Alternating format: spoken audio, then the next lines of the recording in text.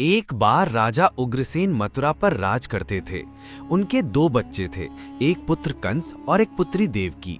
कंस एक बहुत ही क्रूर और अहंकारी व्यक्ति था। अपने स्वार्थ के चलते उसने अपने पिता को राजगद्दी से हटा दिया और खुद राजा बन बैठा। मथुरा के लोग उसकी क्रूरता से बहुत डरते थे, लेकिन एक इंसान था जिससे कंस बहुत प्यार करता था। वो थी उसकी बहन देवकी। जब देवकी का विवाह वासुदेव नाम के एक यदुवंशी सरदार से तय हुआ तो कंस बहुत खुश था। शादी बहुत धूमधाम से हुई। विदाई के समय कंस ने खुद अपनी बहन को ससुराल छोड़ने का फैसला किया। वह रथ पर बैठकर देवकी और वासुदेव को लेकर चला। जब वे रास्ते में थे तभी अचानक एक आकाशवाणी हुई। हे क्रूर कंस, तू क्यों इतना खुश है? जिस बहन से तू इतना प्यार करता है उसी के गर्भ से जन्म लेने वाला 8वां पुत्र तेरी मृत्यु का कारण बनेगा। ये सुनकर कंस गुस्से में भर गया।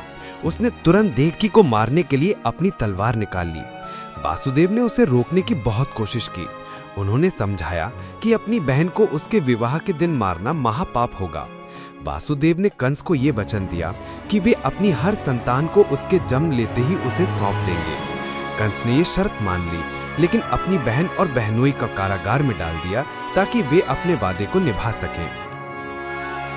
जब देवकी की पहली संतान का जन्म हुआ तो वासुदेव उसे लेकर कंस के पास गए। उस शिशु को देखकर कंस के मन में थोड़ी दया आई। उसने सोचा कि उसका खतरा तो 8वें बच्चे से है, इस मासूम से नहीं।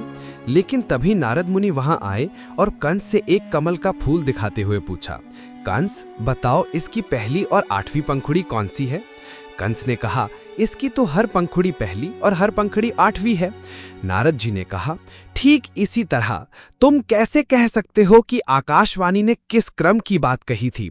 हो सकता है ये पहला बच्चा ही 8वां हो। ये सुनकर कंस का मन बदल गया और उसने उसी क्षण उस बच्चे को छीनकर जमीन पर पटक दिया और उसे मार डाला। समय बीतता गया और कंस ने देवकी के 7 बच्चों को एक एक करके मार डाला। जब देवकी 8वीं बार गर्भवती हुई तो वे और वासुदेव बहुत डरे हुए थे। वे भगवान विष्णु से प्रार्थना करने लगे कि किसी भी तरह उनके बच्चे को बचा लें। श्रावण मास की अष्टमी तिथि को जब चारों तरफ भयंकर तूफान और घनघोर बारिश हो रही थी, भगवान विष्णु उनके सामने प्रकट हुए। उन्होंने वासुदेव से कहा कि वे ही उनके 8वें पुत्र के रूप में जन्म लेंगे। उन्होंने वासुदेव को ये आदेश दिया कि वे इस बच्चे को गोकुल में अपने मित्र नंद के घर ले जाएं और वहां जन्मी बच्ची के साथ बदल दें। मध्य रात्रि में एक सुंदर बालक का जन्म हुआ। तभी चमत्कार हुआ। कारागार के दरवाजे अपने आप खुल गए और सभी सैनिक गहरी नींद में सो गए। वासुदेव ने बच्चे को एक टोकरी में रखा और गोकुल की ओर चल दिए। यमुना नदी पार करते समय वासुदेव के सिर पर रखी टोकरी के ऊपर शेषनाग ने अपने फन फैला दिए ताकि बारिश बच्चे को छू भी ना सके। यमुना नदी भी उनके लिए रास्ता देने लगी। गोकुल पहुंचकर वासुदेव ने बच्चे को नंद बाबा के घर यशोदा के पास जन्मी बच्ची से बदल दिया और वापस कारागार लौटाए। जैसे ही वह लौटे, दरवाजे फिर से बंद हो गए और सैनिकों की नींद खुल गई। बच्ची के रोने की आवाज सुनकर रक्षक तुरंत कंस को खबर देने गए। कंस तुरंत कारागार आया।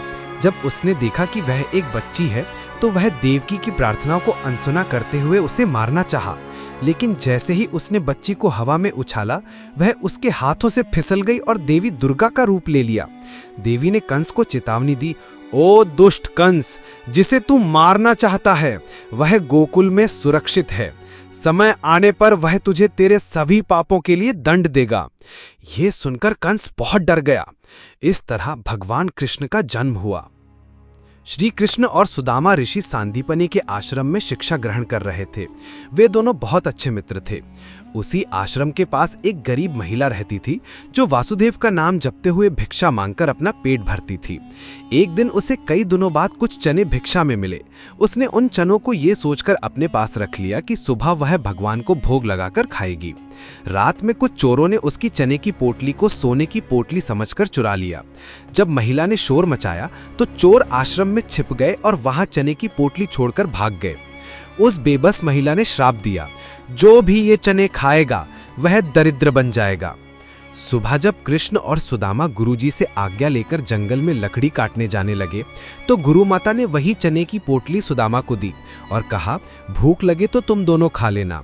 गुरु माता को तो श्राप के बारे में कुछ पता नहीं था, लेकिन सुदामा को ये सब पता चल गया। जंगल में जब उन्हें भूख लगी तो कृष्ण ने सुदामा से पूछा कि क्या उनके पास कुछ खाने को है। सुदामा ने सोचा कि अगर वह ये चने कृष्ण को खिला देगा तो श्राप की वजह से पूरे संसार में दरिद्रता फैल जाएगी। ये सोचकर सुदामा ने अकेले ही सारे चने खा लिए। जब कृष्ण ने उससे पूछा कि वह कुछ खा रहा है तो सुदामा ने ठंड का बहाना बनाकर कह दिया कि उसके दांत कपकपा रहे हैं। जब उनकी शिक्षा पूरी हो गई तो कृष्ण द्वारका के राजा बन गए और सुदामा बहुत गरीब रह गए। उनके घर में इतना अभाव था कि कई दिनों तक खाना भी नहीं मिलता था। उनकी पत्नी ने एक दिन उन्हें समझाया कि वे अपने मित्र कृष्ण के पास चले जाएं। अपनी पत्नी की बात मानकर सुदामा खाली हाथ द्वारका जाने के लिए तैयार हो गए। उनकी पत्नी ने पड़ोस से थोड़े चावल मांगकर एक पोटली में बांध दिए और कहा कि यह कृष्ण को देना। सुदामा नंगे पैर पैदल ही द्वारका पहुंचे। महल के द्वारपालों ने उनकी गरीबी देखकर उनका मजाक उड़ाया। अपमानित होकर सुदामा वापस लौटने लगे। तभी एक द्वारपाल ने उनका नाम सुदामा बताया और यह बात कृष्ण तक पहुंचाई। सुदामा का नाम सुनते ही कृष्ण नंगे पांव दौड़कर द्वार पर आए, लेकिन सुदामा वहां से जा चुके थे। कृष्ण उन्हें ढूंढते हुए कुछ दूर गए और उन्हें वापस रथ में बिठाकर अपने महल ले आए। उन्होंने सुदामा को अपने सिंहासन पर बिठाया और अपने आंसुओं से उनके पैर धोए। कृष्ण ने सुदामा से पूछा कि भाभी ने उनके लिए क्या भेजा है। संकोच के मारे सुदामा ने पोटली छिपाने की कोशिश की, लेकिन कृष्ण ने पोटली छीन ली और चावल खाए।